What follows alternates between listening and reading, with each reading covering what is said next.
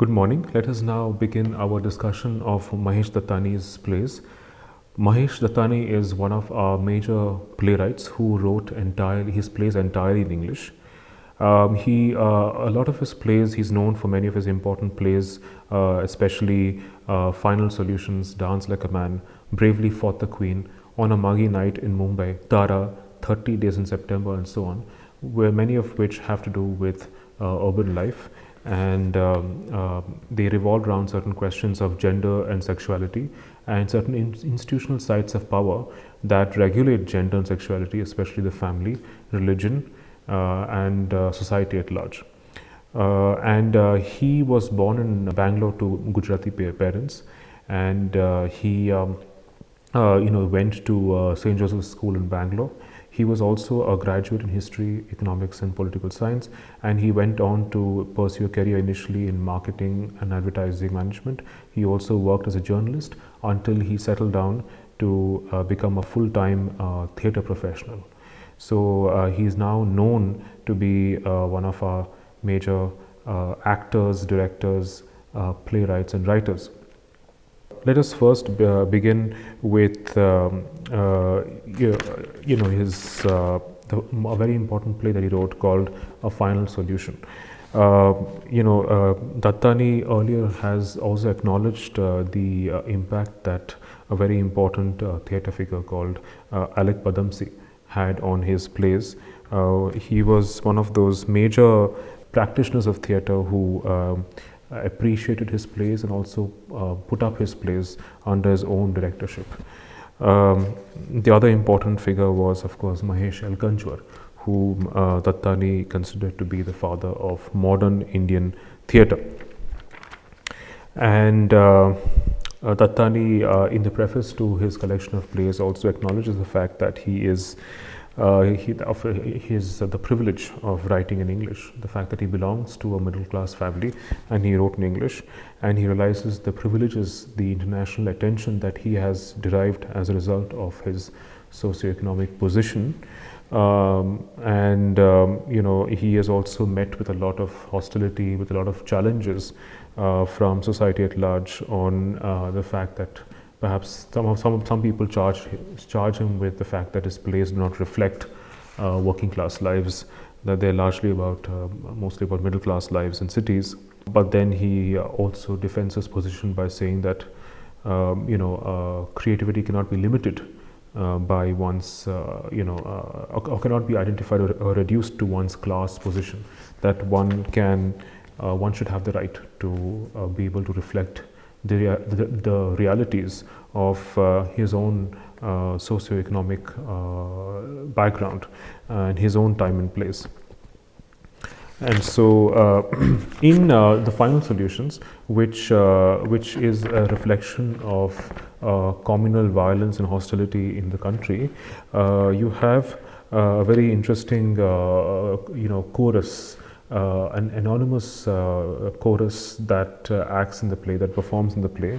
They wear two kinds of masks. They wear either Hindu masks or Muslim masks, or both at once, to, in some sense, give the audience a sense of the communal violence, the climate of communal violence in the country. So it's an interesting backdrop to a play which is really about the riots and the curfew that follows on a night in the play, which is triggered by one of the characters in the play. So you have two intersecting narratives in the play, which in some sense suggest the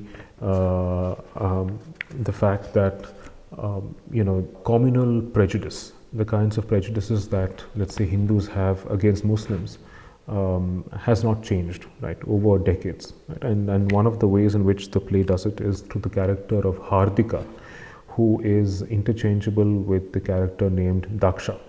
And what is also very interesting about Dattani's plays is that his stagecraft is rather elaborate. कुत्ते घूम रहे हैं, तस्नीम कह रही है किसी ने मुस्लिम girls hostel पे बम फेंका।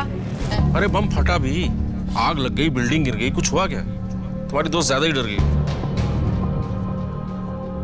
प्लीज बाहर बंद करिएगा, वो हमें मार डालेंगे। पुलिस बुलाओ। कौन हो तुम लोग?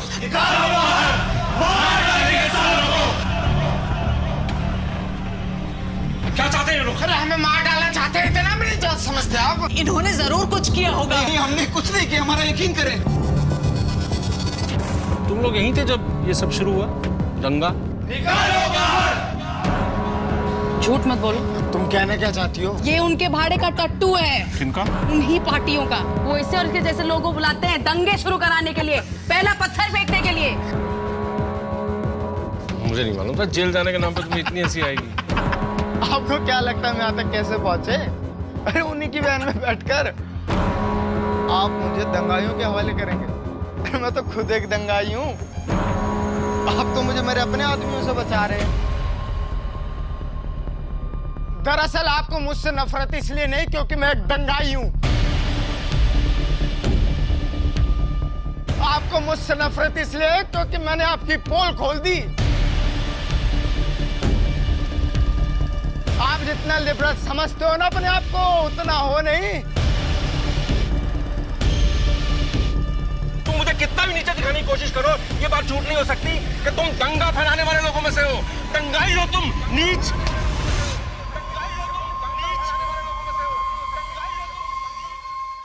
So if you look at, for example, the stagecraft of Final Solutions, they resemble the stagecraft of many of his other plays, where the stage is divided into multiple tiers or levels, each level corresponding or mapping onto a layer in the psyche, right? In the mind. So it's the stage, the layered kind of construction of the stage reflects the layers of the human psyche, right? So it maps on to the complexity, the complex porous boundaries between the conscious and the unconscious. The play was first performed in 1993 in Bangalore, and then subsequently performed at Tara Theatre in Bombay in 1993 again, and then it was also translated into Hindi and directed by Arvind Gaur in 1998. So if you look at the stage directions of the play, they're rather elaborate. So it says in the beginning of Act 1, it's a 3-act play. The stage is dominated by a horseshoe or crescent-shaped ramp with the ends sloping to stage level. Most of the action of the mob or the chorus takes place on the ramp. Ideally, the mob or chorus should remain on stage in a crouched or stylized position throughout the play. The mob chorus comprises 5 men and 10 masks on sticks. The masks are strewn all over the ramp. The player wears a mask by holding the stick in front of him. At more dynamic movements, he can use it as a weapon in a stylized fashion. There are 5 Hindu masks and 5 Muslim masks. The mob or chorus become the chorus when they wear either the Hindu or the Muslim masks. Right? So they place these masks on sticks in front of their faces. They don't actually wear them, but they seem to be wearing them. And this suggests also the fact that, how does one actually don religious identity, right? It's the fact that one doesn't essentially a Muslim or a Hindu, but then one becomes a Hindu or Muslim through certain ideological violence that produces it. But when referred to individually, they remain chorus 1, chorus 2, etc. The players of the mob or chorus do not belong to any religion and ideally should wear black. Right? So they are anonymous otherwise, they wear black, but then they take on these religious identities when and where required. Within the confines of the ramp is a structure suggesting the house of the Gandhis with just wooden blocks for furniture. However, upstage, perhaps on an elevation, is a detailed kitchen and a puja room.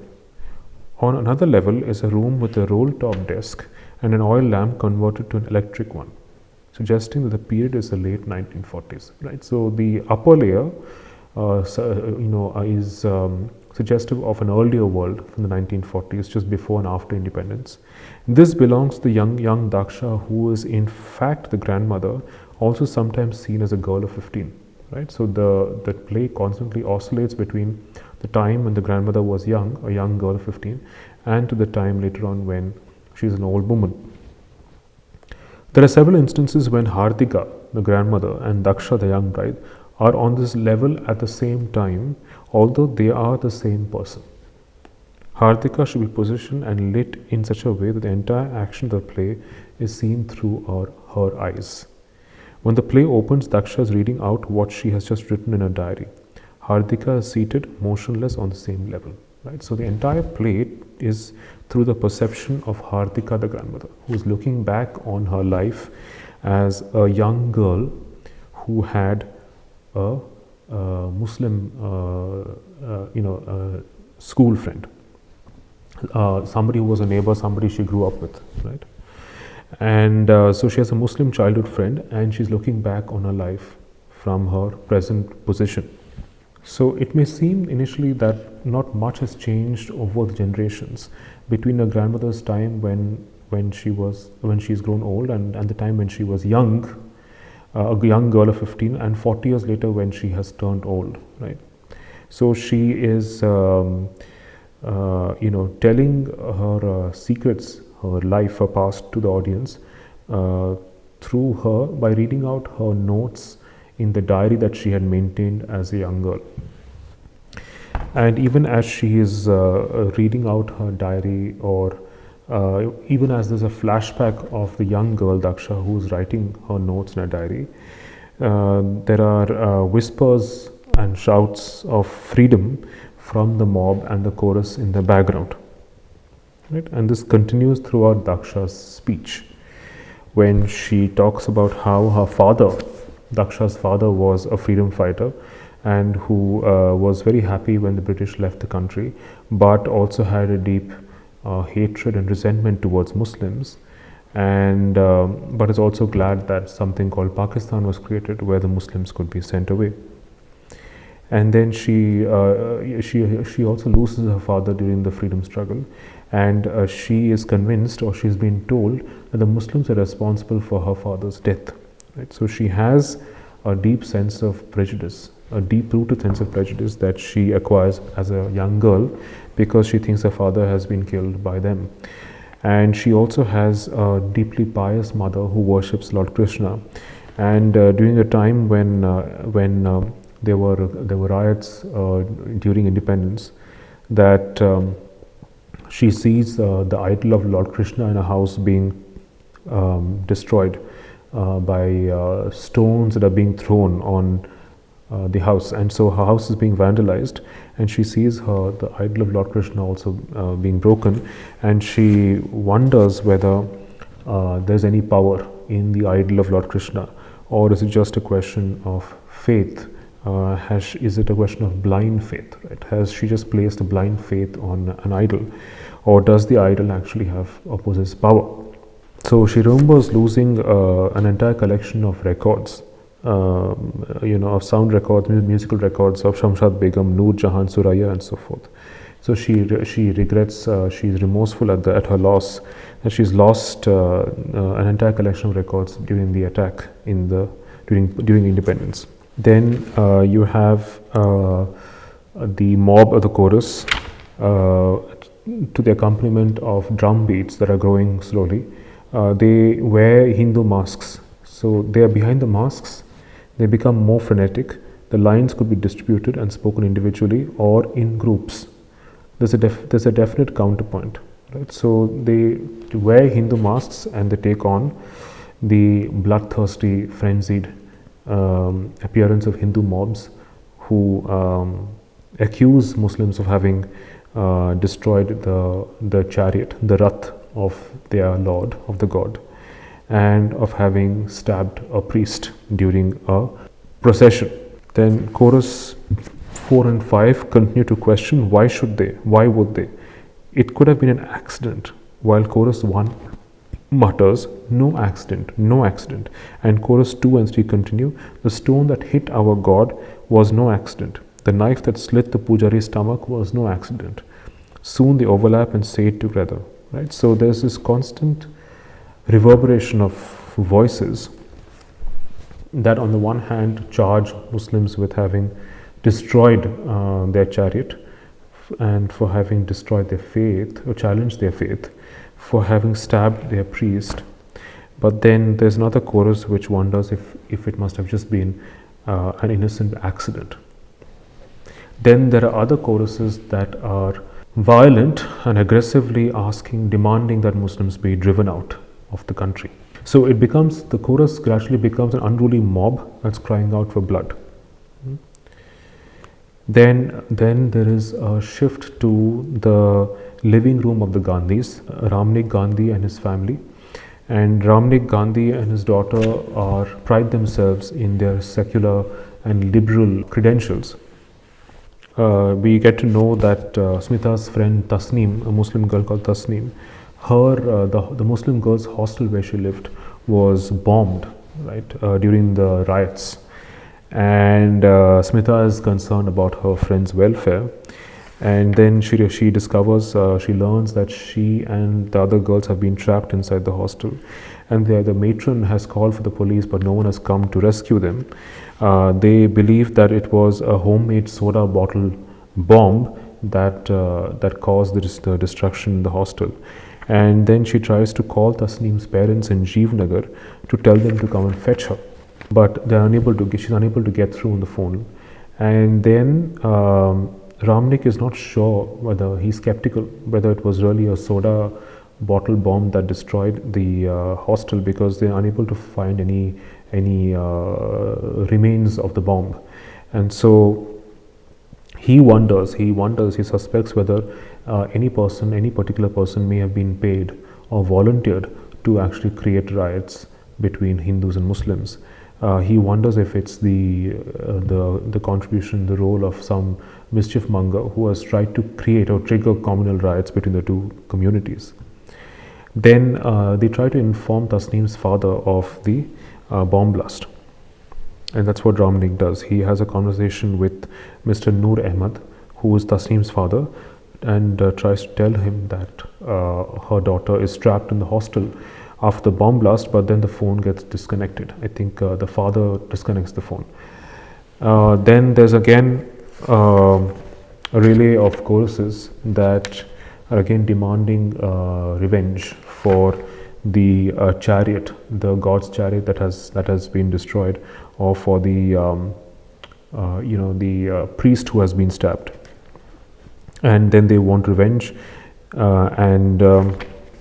then again it cuts back to the Hardika, the grandmother, who again has a memory of her childhood when there were two boys who were running away for their lives. She remembers two boys begging for their lives as they are being pursued with sticks and stones. And this memory of Hardika's resonates with another with what actually happens in the play when they meet two other important characters, Javed and Bobby. Javed is Smita's friend Tasneem's brother, and Bobby is engaged to be married to Tasneem. Then the other important character in the play is Ramnik's wife Aruna, who is an Orthodox Hindu woman who observes ritual rites of purity and pollution. She does seem to be a fairly casteist woman. She, like her mother-in-law's parents and in-laws, she also follows the same ritual rites of purity and pollution. She constantly bathes herself, she performs puja, and she is unwilling to entertain people who do not belong to her religion or caste in her house. Right? So these are two ends of the spectrum. So you have in the middle Ramnik and his daughter Smita, who claim to be liberal Hindus, broad-minded liberal Hindus. On one end of the spectrum, you have a person like Aruna, who is an Orthodox Hindu, who is casteist, who observes purity and pollution. And on the other hand, you have a character like Javed and Bobby, especially Javed, who later on identifies with Aruna in the fact that Javed is somebody who is, a young, aggressive, hot-minded, hot-blooded Muslim who wants to seek revenge against the Hindus for having persecuted his community. Right? So he's willing to take anything that it has, even if he's willing to inflict pain and suffering on the Hindu community. He is willing to commit acts of violence if to actually avenge the humiliation and the injustices that his community has suffered over the decades. So you can make out initially that Ramnik and Smita are tolerating Aruna's orthodox practices.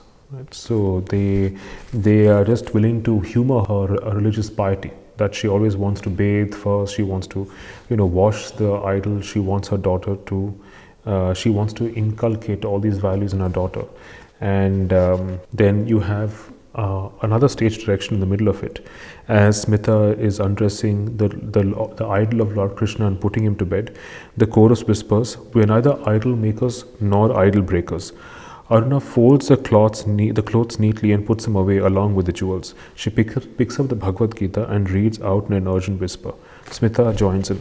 Aruna looks at Smita with affection. Right? So Aruna is happy that Smita is following all her instructions, that she wants Smita to actually inherit her religious piety. Then 174, 175, again there is Daksha's memory of her in-laws, who were extremely orthodox Hindus, who always bathed in the Ganga and constantly bathed themselves to purify themselves, especially when they saw a lower caste person or they were touched by someone else. They had to again go through the same bathing ritual. So she makes fun of her in-laws, but then she also ends up inculcating the same religious values. She also has a friend called Zareen, a Muslim friend whom she grows up with, and she is very fond of Zareen because she is her only access to a world outside the world of Hindu orthodoxy. So so she secretly visits Zareen before and after her marriage, only to listen to the records that she has of Noor Jahan and Suraya and some of her favorite early female playback singers. And she knows that she always wanted to be a singer, but she's forbidden from becoming a singer because she belongs to an orthodox Hindu family. But she secretly visits her friend Zareen to listen to these records. Then you have the entry of the two men, Bobby and Javed, who are apparently running away from a bloodthirsty mob that is chasing them with sticks and stones. And the mob believes or suspects that Javed and Bobby are responsible for creating the riots, for triggering the riots, and because they're loitering around during the curfew. And so they wonder if they are responsible for the riots. And so Bobby and Javed are trying to escape from the mob when they arrive at Ramnik's house, and Ramnik offers them refuge in his house. So again, pay attention to what the mob is doing during the action. So the mob or chorus circles around Javed and Bobby. There's a slow drum beat. Two of the mob or chorus suddenly grab them from behind and snatch the watch of one of the young men. The young men are petrified. Right? So they steal the watch of one of the men. The mob or chorus searches their pockets. Some money is found, which chorus one pockets. He's about to throw away their wallets when he sees something. He removes a bus ticket from Javed's wallet. Right? So Javed and Bobby tells lies to the mob, saying that they have just come from Jeevnagar. And the date is 22nd, and they came on the 22nd. Right? And then the chorus suspects something fishy. Then they also remove a handkerchief from Bobby, and the handkerchief is actually knotted with something. And Bobby tells the mob that he wears the handkerchief only because it's too hot, so he needs something to protect his head from the summer heat. Then chorus 1 takes the cap and that he has fished out. He fishes out a prayer. Chorus 1 fishes out a prayer cap from Javed, and he covers Javed's face with it. Javed deliberately wears it on his head with dignity, whereas Bobby has removed his handkerchief. The mob or the chorus picks up the Hindu masks on a slow drum beat. Right, so Javed is identified as a Muslim, and he embraces that identification, his identity as a Muslim, by wearing the skull cap on his head with dignity, while Bobby has removed the handkerchief that was on his head. And then the mob turns to becoming a Hindu mob as they wear the Hindu masks. Right, and now the bloodthirsty Hindu chorus is out to kill the two men.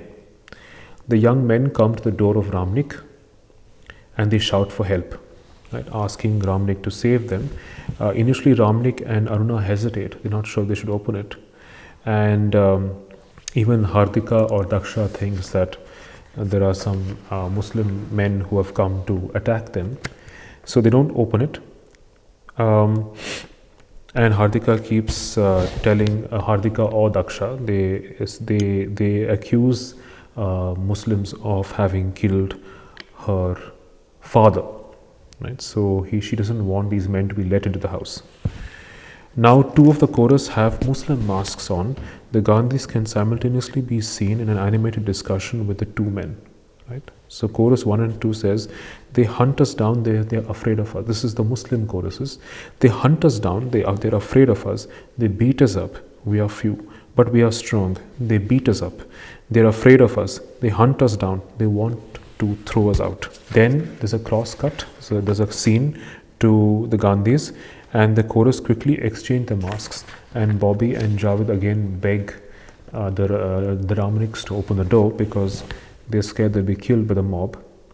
Aruna asks demands that they call for the police, but then Ramnik wants to find out who they are, and then Ramnik discovers that the people who are outside are these two young Muslim men who are trying to escape from a bloodthirsty Hindu mob, and his liberalism will not allow him to not give them refuge. So he does open the door and they enter.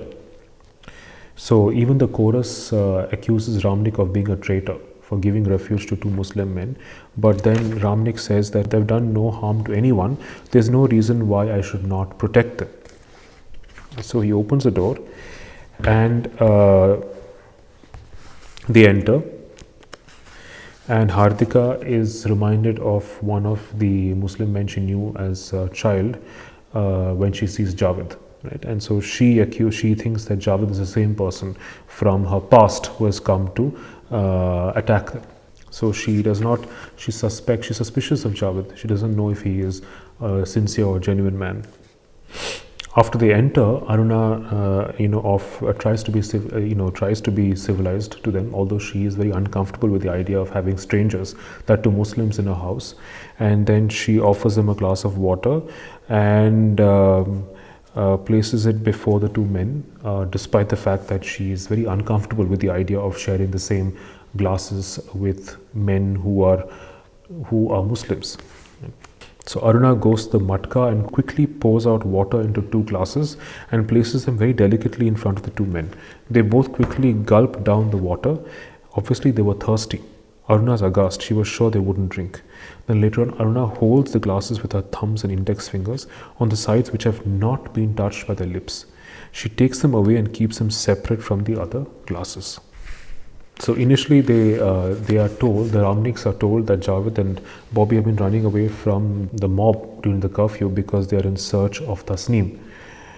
But later on, Smita realizes that Javed is lying because she seems to know a truth that the rest of the family does not. So initially she tells Ramnik and Smita tell Javed that they informed his father of the bomb blast at Tasneem's hostel. But then Javed tells them that he is estranged from his parents. He no longer talks to them, so he does not know of the conversation. And that's when Ramnik becomes suspicious. He wonders why Javed would come to see his sister when he is not living with his parents. And Smita tells them that Javed is actually secretly responsible for the triggering the riots. So Javed initially defends his position by saying that he's proud of being a Muslim because he does not differentiate or discriminate against other Muslims, unlike Hindus who practice untouchability and caste. Right? So they do not treat their lower caste Hindus, fellow Hindus, as equals. And so there's this very brief argument between Javed and Aruna. Aruna, who was trying to protect her own, Hindu values and purity, and Javed, who accuses people like Aruna, upper caste Hindus like Aruna, of not treating their fellow Hindus with love and refusing to give them equal status. Where Ramnik offers refuge, and he tells Javed and Bobby to stay back at his house, so spend the night with them. And here again, there is an argument. There's a kind of a brief comment on the benevolence and patronage that only Hindus can afford to offer to Muslims, because they belong to the majority community. They're the only ones who can afford peace. They're the only ones who can afford to offer protection to their persecuted Muslim citizens. Right? So again, this entire encounter between Javed and Bobby and Ramnik and Smita is constantly intersected and undercut by Hardika's memories of communal violence and her bigotry and prejudice against Muslims from her childhood during partition. Hardika says, "That night I could not sleep. I listened. I was angry that Ramnik was blinded by his ideals. Why did he offer that boy a job in our shop? What was he doing? How did he know they were innocent? Couldn't he see there was more violence in that boy's eyes than those stone throwers' threats? He wasn't just saving two boys from getting killed. This was something else Ramnik was trying to do." Right? So Ramnik offers a refuge to Javed and Bobby, and he also offers them a job in his shop, right? But clothes shop, and Hardika does not approve of it. And then Javed asks Ramnik, what does it feel to be a part of the majority? And Ramnik says, yes, I never thought about it. Javed, about feeling good because you are the majority. Do you feel good because you are the majority? Ramnik says, no, not about being the majority. Javed, but sir, it is in your every move. You must know, you can offer milk to us. You can have an angry mob outside your house. You can play the civilized host because you know you have peace hidden inside your armpit. So it's again a challenge to the limits of Ramnik's liberalism. Only someone who belongs to a majoritarian community, who has power, can afford to be kind, can afford to be compassionate, can afford to offer peace as though it were a commodity which can be bought and sold. Right? And then later on, Ramnik offers a job to Javed in a sari shop in Kapda Bazaar. But then Smita says that Javed is lying, right? That she should not be offered a job in the shop because he's lying, and she tells her father that he was thrown out of his house by his father. Right? Tasneem had told Smita that Javed was thrown out of his house by his father because Javed apparently has been hired by Hindu parties to create riots. So Smita says, those parties, they hire him. That's how he makes a living. They bring him and many more to the city to create riots, to throw the first stone. So it's suggested here that no one would suspect a Muslim for triggering riots because they belong to a minority community. Why would they create riots? What do they have? They have everything to lose, right? Why would they create riots? And so initially Smita suspects that Javed has been paid by the Hindu parties to throw the first stone, to create riots in the community. That is the end of Act 2. In Act 3 again, you have a flashback to Daksha's life, where she has been married at the age of 15. She has orthodox in-laws and she has an orthodox husband named Hari, and they run their own mill and their own clothes store. And she wants to ask her in-laws to give Zareen's father, who's poor, who's jobless, who doesn't have a job, asks her father-in-law to give Zareen's father a job, right? But they refuse. They refuse to give him a job, and she does not know why.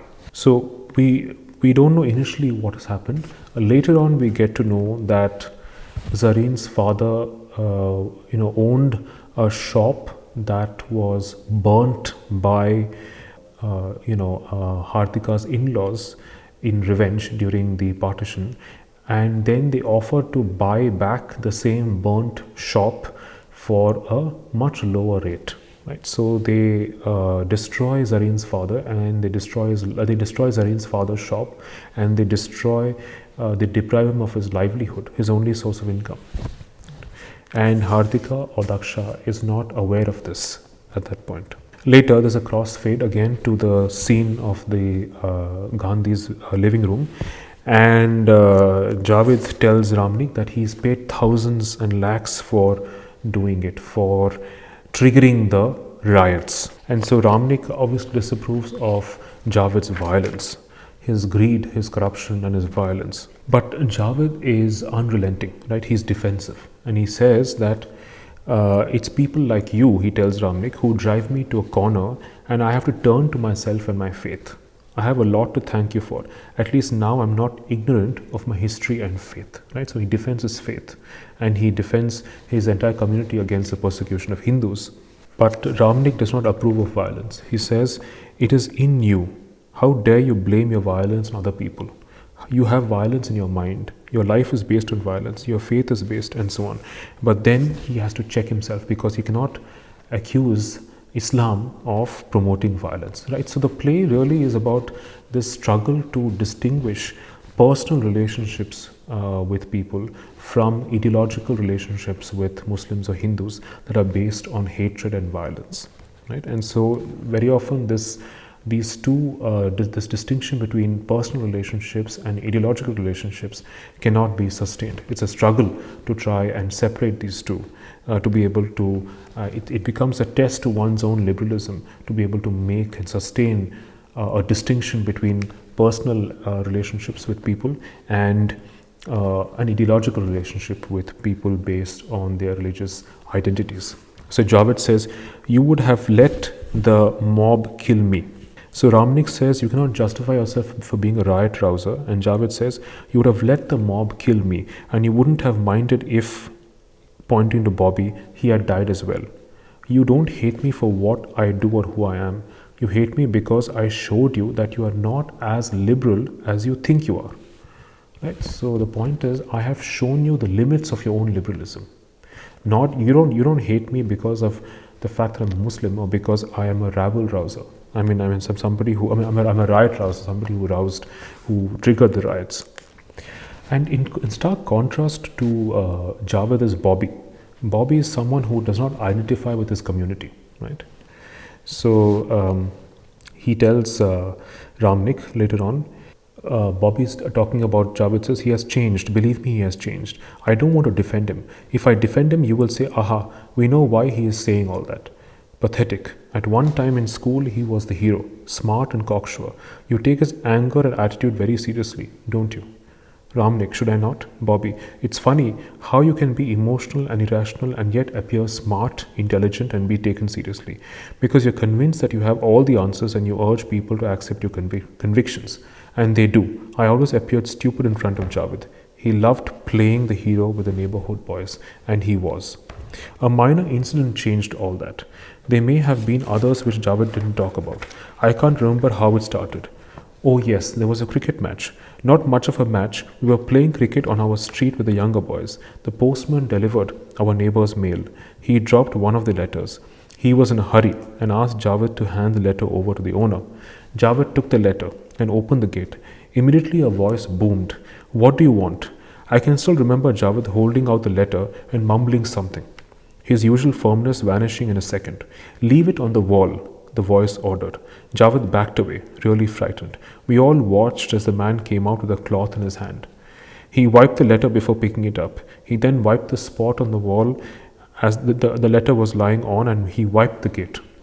So that the person is obviously a very orthodox Hindu. He stared at him as he went back inside. The postman came out of the next house and grinned when he saw this. "Take no notice," he said. "This man is slightly cracked." We all heard a prayer bell ringing continuously. Not loud, but distinct. The neighbor had been praying for quite a while, but none of us had noticed the bell before. We had heard the bell so often every day of our lives that it didn't mean anything. It was a part of the sounds, the wind and the birds and the tongas. It didn't mean anything. The next day, the neighbor came out screaming on the streets, yelling at our windows. We peeped out. He was furious, tears running down his face. We couldn't understand a word he was saying. I found out later, someone had dropped pieces of meat and bones into his backyard. I didn't speak to Javed for many days after this. I was frightened of him. For months, whenever we played cricket and heard the bell, we remembered that incident and we avoided looking at Javed. So this suggests that Javed may have planted the meat and the bones in the house or in the backyard of a very orthodox and casteist Hindu and triggered some of the violence between the Hindus and Muslims. Later on, Bobby says, "I was ashamed of being myself." After this incident, he says, "I'm ashamed of being myself. I was apologetic for being who I was and pretending that I was not a part of my community, for thinking that I could become superior by not belonging. Nobody called me baboon in college. I chose to be called Bobby." Right? So he says that nobody can actually quite escape the structural inequalities and violence that characterizes the relationships between Hindus and Muslims. That despite the fact that he's Hindu, despite the fact that Bobby is a Muslim, he does not want to be identified as one. He thinks that he can be above his community by not identifying himself as a Muslim. This is something that is not possible, right? So he's ashamed of associating himself with someone like Javed. Later on, we discover that Javed has not been paid by the Hindu parties to create riots, but that he himself volunteered. Right? He volunteered himself to create riots. Right? And he tells Ramnik, who threatens to throw him to the mob. He tells Ramnik that I am no different from the mob. Right? I'm no different. Right? I'm a part of the mob. I'm no different from them. We both do the same thing.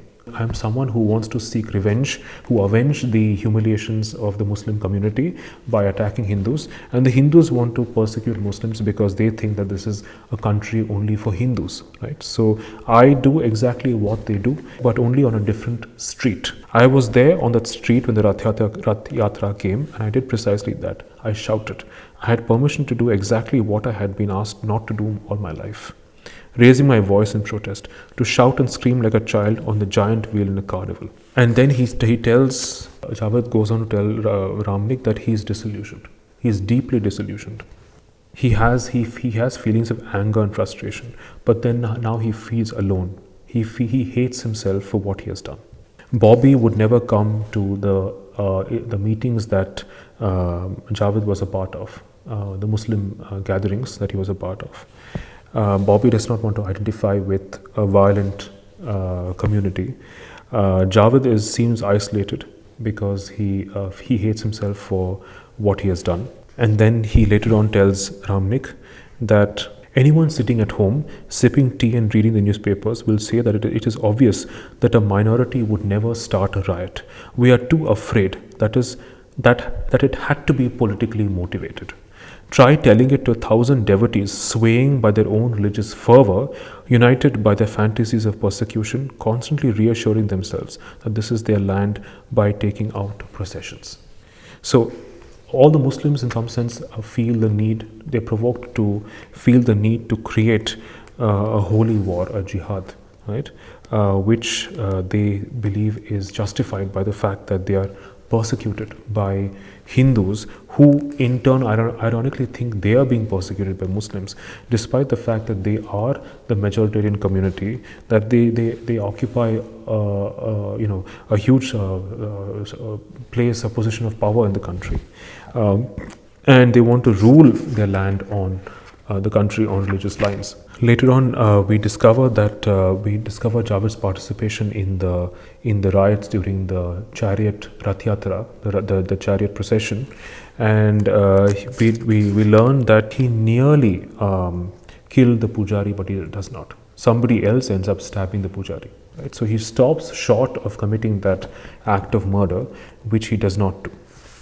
And there's a chorus again, a Muslim chorus in the background, lamenting the fact that they belong to a minority community, that they belong to a minority community, and that they do not know how to be embraced by the majoritarian community without losing their own identity. Right? So they're struggling to be accepted as part of the larger community.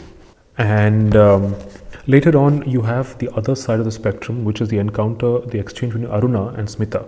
And again, Smita, being the liberal person that she is, tells Aruna that she always wanted to accept Aruna for all orthodoxy. She did everything that Aruna asked her to do, like reading the Bhagavad Gita, like cleaning the idol of Lord Krishna, and praying and fasting, only to satisfy her mother, right? Not because she had any kind of Hindu piety. Right? So it did not come out of her own piety, but only because she wanted to tolerate and accept her mother for whom she was. She tells her that it would have been very easy for her to join forces with her father and corner her mother for being the only Orthodox Hindu in the household, and she obviously she claims to have felt stifled by her mother's piety, right? Intolerant piety. But then she also tells Aruna that she needs to learn to be more accepting of differences, of religious differences, of even differences in between religious piety and orthodoxy and secularism, right? So liberalism is somewhere in the middle, and you have these two extreme spectrums of religious violence, both Hindu and Muslim fundamentalism and violence on the one hand, and on the other you have Hindu orthodoxy and casteism, and there's this constant negotiation between these two extremes in the play.